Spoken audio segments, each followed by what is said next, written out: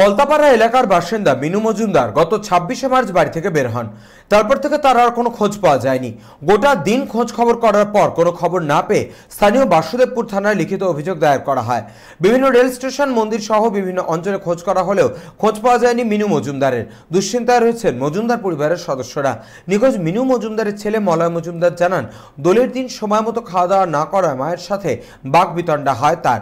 এরপর সব ঠিকঠাক হয়ে যায়, আর ঠিক তারপর থেকেই নিখোঁজ হয়ে যান তার মা। আমার মা মিসিং হলো ২৬ তারিখ থেকে। ২৬ তারিখ সকালবেলায় আমরা বুঝতে পারি যে সকালবেলায় দরজা খোলা থেকে আমরা বুঝতে পারি যে তারপরে যে মা নেই। আশেপাশে খোঁজ খবর নিলাম যে মর্নিংওয়াকে অনেক সময় ধরে, তা কোথাও আমরা দেখলাম না।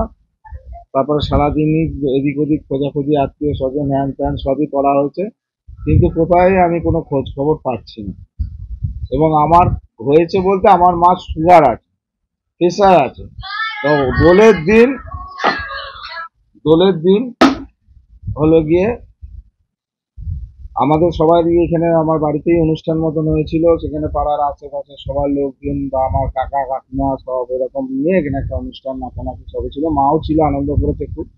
তা সেদিন খেতে খেতে আমাদের দেরি হয়েছে। তা আমি শুধু বলেছি যে তুমি টাইম মতন কেন খাও না, যে টাইম মতন না খেলে তো তোমার শরীর খারাপ হয়ে যাবে। তোমাকে তো ১০০ দিন আমি বলেছি টাইমে ওষুধ খাবে আর খাবার খাবে, এছাড়া তোমাকে আর কিচ্ছু দেখতে হবে না, কে খেলো না খেলো কিচ্ছু দেখার দরকার।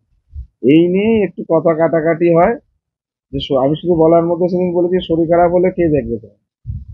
তো আমাকে রিপ্লাই দিল যে যার হাজবেন্ড নেই, মানে স্বামী নেই, তার কেউ নেই। তা আমি বললাম এটা কোনো কথা, যার স্বামী নেই তাহলে। তখন আমিও একটু রাগের মধ্যেই বলেছি যে তাহলে আমারও তো বাবা নেই, তোমার হাজবেন্ড তো আমার বাবা, তাহলে আমারও তাহলে কেউ নেই। এই বলাতে মা রেগে যায় যে আমি কি তোকে ভালোবাসি না। আমি বললাম হ্যাঁ বাসো, তাহলে তুমি বললে কেন, তাহলে আমরাও কি তোমাকে ভালোবাসি না। এইসব কথা কাটাকাটি যা হয় মা ছেলে, এইটুকুই হয়েছে। আর কিছু যে খুব চিল্লামিলি বা আমাদের বাড়িতে কোনোদিনই কোনো চিল্লামিলি ছিল না। আশেপাশে সবাই জানে যে আমাদের বাড়িতে কোনো অনুষ্ঠান বা যা মানে সে সব হইচই করেই চলে। আমরা কোনো কিছু থেকে এখন থানায় আমি ২৬ তারিখে জানিয়েছিলাম। ২৬ তারিখ ওরা বললো যে ২৪ ঘন্টা না গেলে নাকি হবে না। ওই জন্য ওরা ২৭ তারিখে সকালবেলায় আমি ৮টার মধ্যে গিয়েই কমপ্লেনটা করেছি। এবং আমি আজকেও থানার সঙ্গে যোগাযোগ করেছিলাম, ওরা বললো আমাদের কাছে কোনো রকম ইনফরমেশন নেই।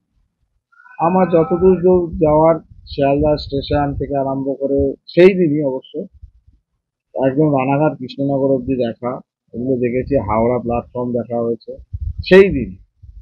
এছাড়া আমি আশেপাশে যত মন্দির আশ্রম যতগুলো আমার জানা সবই আমরা গেছি।